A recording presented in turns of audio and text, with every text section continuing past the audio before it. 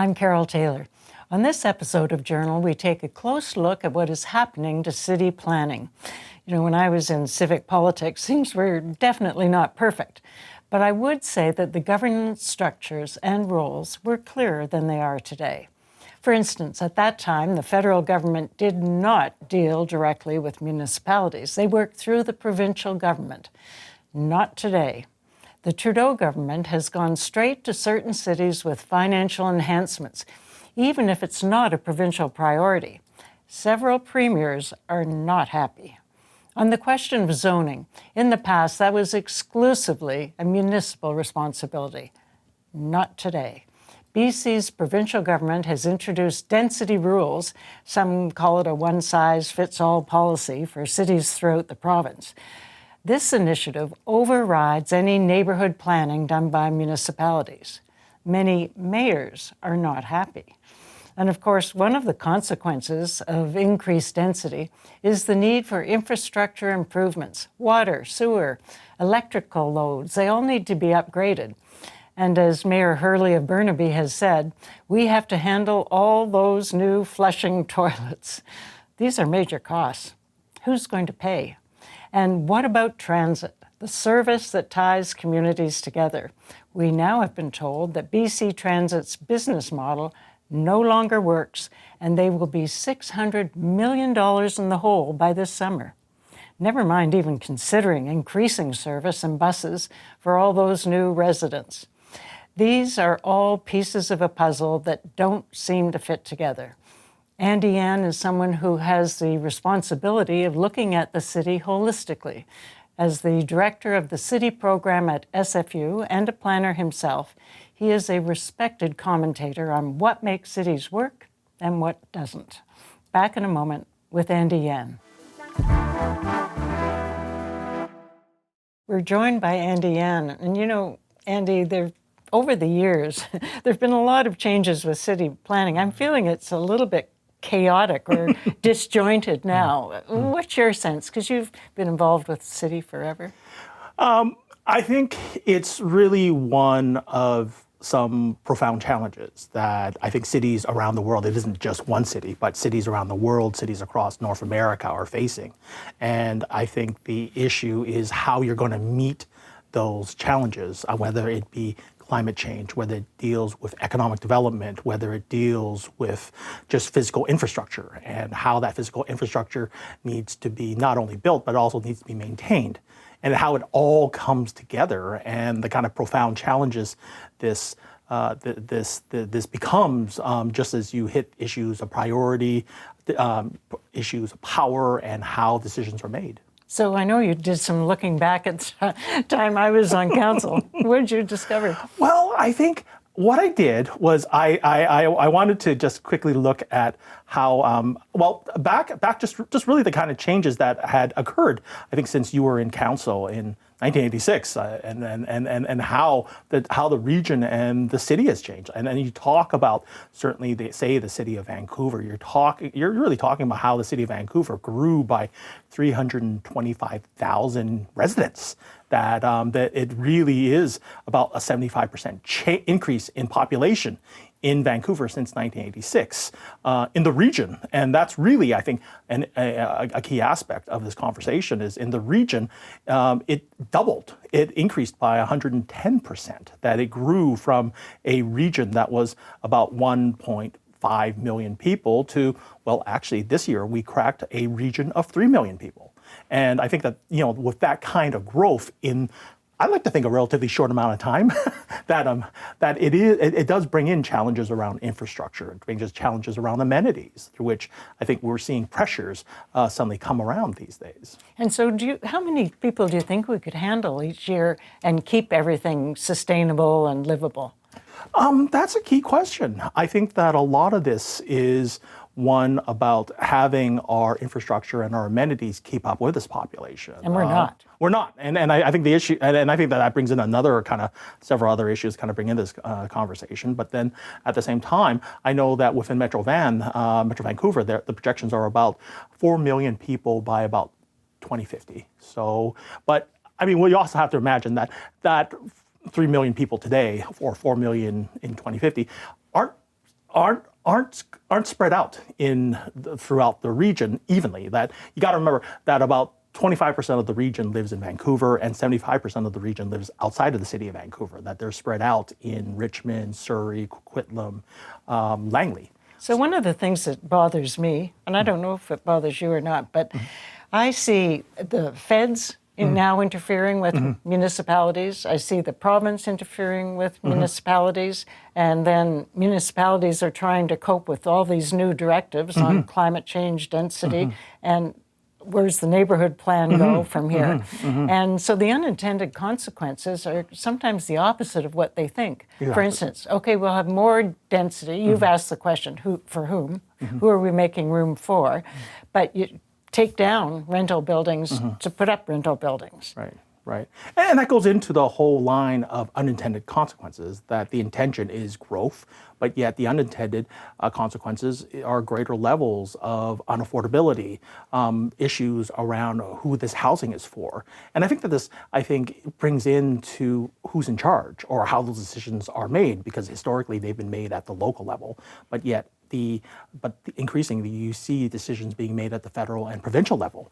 I think touches, which mind you, I think talks to perhaps that need for realignment, a new urbanism along decision making. Just simply, our system was largely made out of a means of extraction out of rural communities that didn't recognize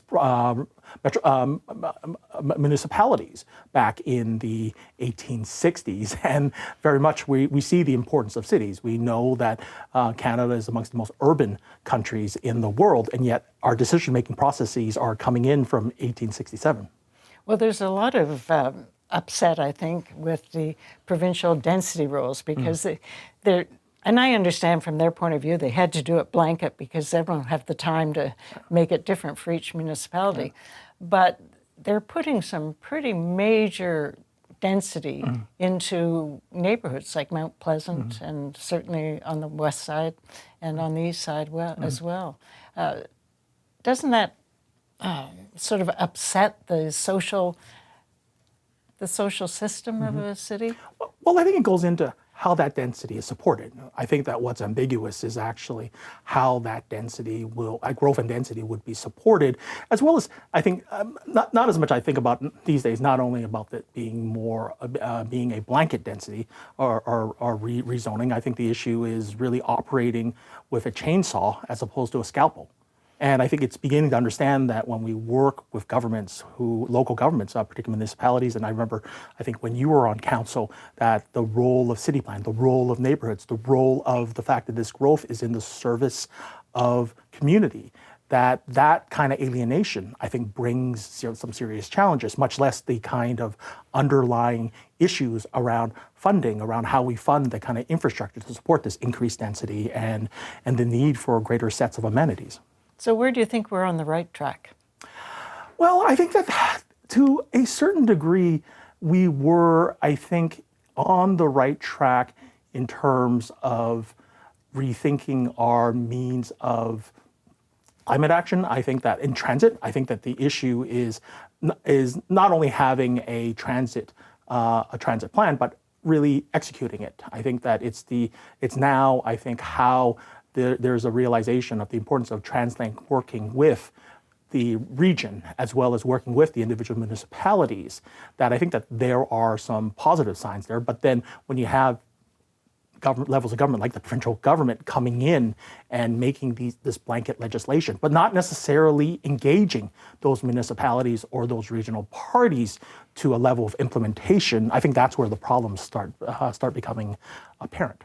And I don't know what you do about financing. I mean, they're telling us they're going to be $600 million in the hole by July, and that's not allowing for any of the needed expansion. And then the province says, well, and we're also going to do the rapid transit line out to UBC.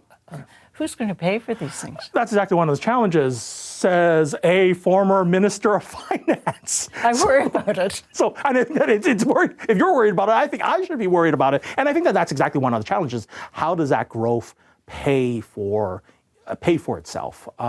Should it be increased property taxes? Should it be development cost fees? Should it be? And I think that this is really one of the challenges, is that we really don't only have a challenge of growth, but we also have a challenge of maintenance.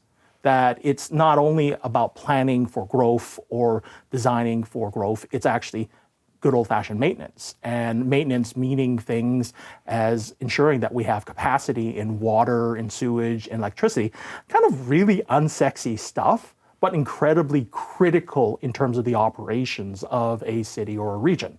And I think that this is one of the kind of questions that were left because so much of it was focused on density and height, but you forgot about, or you haven't yet seen the details.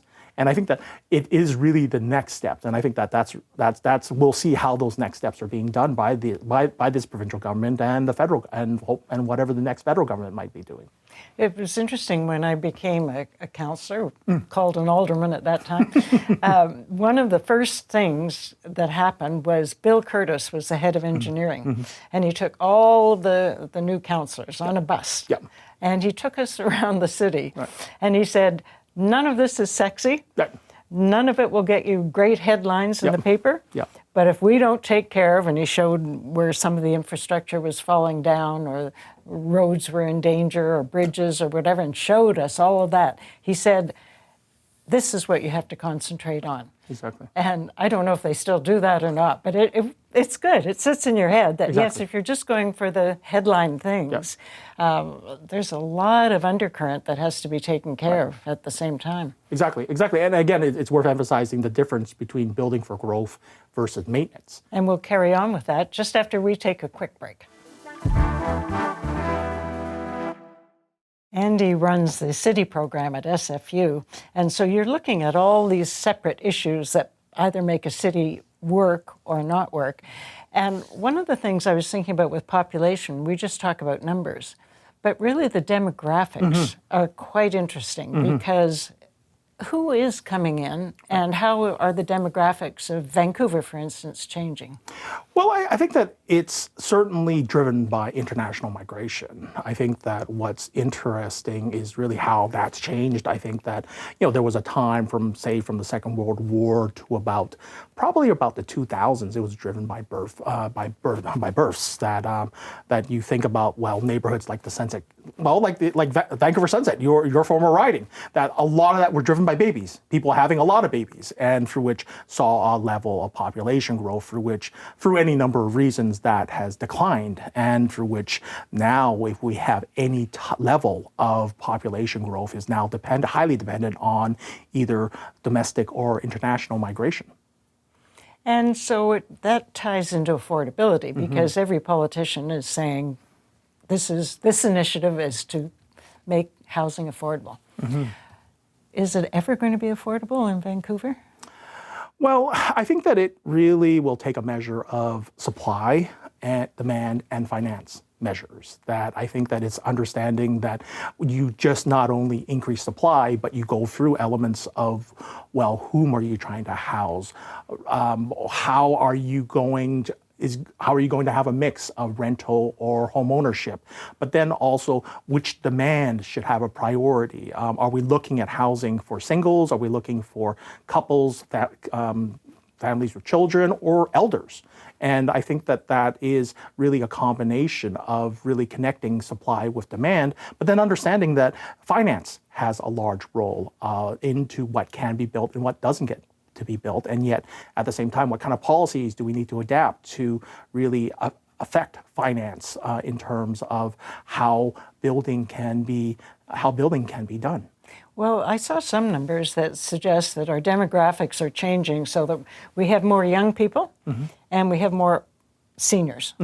And that middle group of working families is what we're losing. And that is actually a particular pattern in a place like the city of Vancouver. It's very much within the data. You look at the number of 20-year-olds who come to the city of Vancouver, the kind of for education, for the bright lights, big city kind of attraction. That's certainly the positive kind of story. But yet, at the same time, when they start coupling or start having children, and you actually see that population start declining in and around the mid to late 30s. And that population starts disappearing. And the question is, where are they going, particularly in the city of Vancouver? Now, the good news is perhaps they may be moving out to Burnaby or Surrey for bigger homes, for more space. But yet, but then similarly, they could be easily leaving for Toronto or San Francisco for work. And I think that is for work and greater opportunities, as well as, ironically, housing. So I think that is, some of the kind of ongoing challenges in terms of not only housing, but then also economic development. And also the shape, the form of the housing, because I remember Michael Geller went and looked at one of the buildings on the west side that was they got lots and lots of subsidies because they were putting in a certain number of rental units. And he went and looked at the plans, and they're just tiny units. Yeah. And he said the bedroom, you could barely get a mattress in there, like that's it. Yes. And he said one of the problems is that we say, we're just looking at quantity, number of rentals. We're not saying, is it livable for, how about a young couple with a baby? Right. Like, what do we actually want? And I'm not sure there's anyone in charge that's asking these questions. Right, exactly. And it's how housing isn't just a unit count. That when you talk about housing, it's actually one around certainly affordability, meaning its relationship between price and income of the household. You think about size, but then you also need to consider elements of design. That is the unit really something that's designed and well-sized for a family with children, as an example. And then, of course, you then kick in the element of how is the surrounding amenities for that particular household? Do they have the adequate amenities for that household? And I think that is one of the ongoing challenges when we talk about certainly affordable housing in the city of Vancouver, but increasingly you can imagine what's going on in the rest of the region, that it is not only one of not only the housing unit, but if you look at, say, south of the Fraser, there are increasing pressures around amenities.